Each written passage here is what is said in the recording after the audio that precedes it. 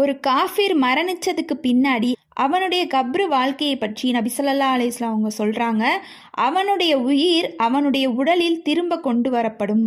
பிறகு அவனிடம் 2 மலக்குகள் வருவார்கள்.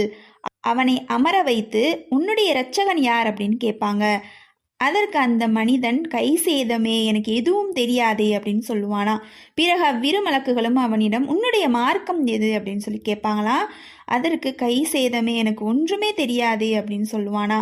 அடுத்து, உம்மிடம் நபியாக அனுப்பப்பட்ட நபி ஸல்லல்லாஹு அலைஹி வஸல்லம் பற்றி உனக்கு தெரியுமா, நீ அவங்கள பற்றி என்ன நினைக்கிற அப்படின்னு சொல்லி கேட்பாங்களாம். அதற்கு அவன் சொல்வானா, எனக்கு எதுவுமே தெரியாது அப்படின்னு பதில் சொல்லுவானா.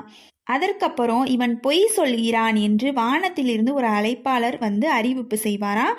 அதற்கப்புறம் அல்லாஹ் வந்து சொல்லுவானா, இவனுக்கு நெருப்பினால் ஆன விரிப்பை விரியுங்கள், நெருப்பு ஆடையை அணிவியுங்கள், நரகத்தின் ஒரு வாசலை இவனுக்கு திறந்து விடுங்கள் அப்படின்னு சொல்லுவானா.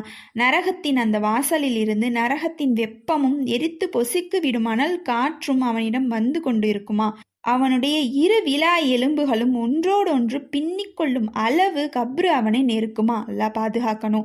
இந்த கப்ராலியுடைய நிகழ்ச்சியை பற்றி நபி ஸல்லல்லாஹு அலைஹி வஸல்லம் அவர்கள் இவ்வாறு தெரிவிச்சிருக்காங்க.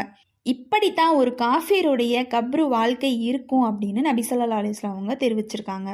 இப்படிப்பட்ட ஒரு நிலைமை யாருக்கும் வந்துடக்கூடாது. இந்த கப்ருடைய வாழ்க்கையிலிருந்து அல்லாஹ் கிட்ட நம்ம பாதுகாப்பு தேடணும் இன்ஷா அல்லாஹ்.